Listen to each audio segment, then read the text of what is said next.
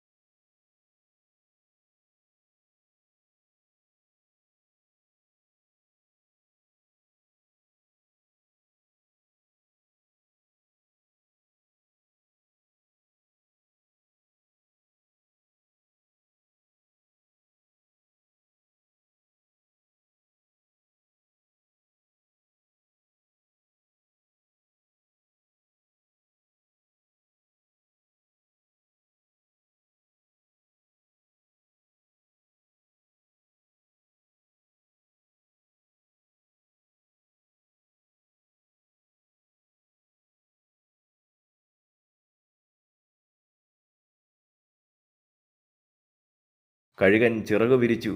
പേടികൊണ്ട് അവൻ്റെ നെഞ്ച് ഇടിക്കുന്നുണ്ടായിരുന്നു. എങ്കിലും അവൻ പറന്നു. 10 അടി, 20 അടി, 100 അടി, അങ്ങനെ അവൻ ഉയരങ്ങളിലേക്ക് കുതിച്ചു. എന്നിട്ടവൻ താഴേക്ക് നോക്കി. അതാ ആ നിഴൽ, അത് വലുതായി വരുന്നു. പക്ഷേ ഇത്തവണ അവന് പറക്കൽ നിർത്തിയില്ല. അവൻ മേഘങ്ങളെയും കടന്ന് പറന്നു കയറി. അപ്പോഴാണ് അവൻ ആ വലിയ സത്യം മനസ്സിലാക്കിയത്. ആ നിഴൽ അവനെ കൊല്ലാൻ വരുന്ന ശത്രുവല്ല, മറിച്ച് സൂര്യപ്രകാശം അവൻ്റെ ശരീരത്തിൽ തട്ടുമ്പോൾ ഭൂമിയിൽ പതിക്കുന്ന അവൻ്റെ തന്നെ പ്രതിരൂപമാണത്. അവൻ്റെ സ്വന്തം നിഴലാണ് എന്ന സത്യം. അവൻ പേടിച്ചിരുന്നത് പുറത്തുള്ള ഒന്നിനെയല്ല, സ്വന്തം നിഴലിനെയായിരുന്നു, സ്വന്തം മനസ്സിനെയായിരുന്നു.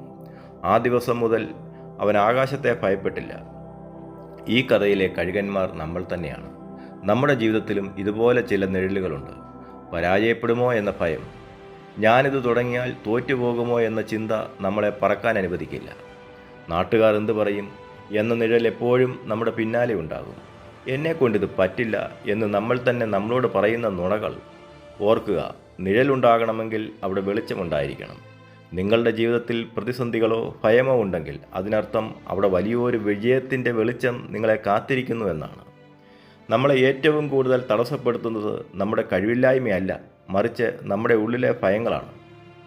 നിങ്ങൾ നിങ്ങളുടെ നിഴലിനെ നോക്കി പേടിച്ചു നിൽക്കാതെ സൂര്യനിലേക്ക് നോക്കി ചിറകടിച്ചുയരുക. ആകാശത്തിന് അതിരുകളില്ല, നിങ്ങളുടെ സ്വപ്നങ്ങൾക്കും അതിരുകളില്ല. ഈ കഥ നിങ്ങൾക്ക് ഇഷ്ടപ്പെട്ടുവെങ്കിൽ മറ്റുള്ളവരിലേക്കും പങ്കുവയ്ക്കുക.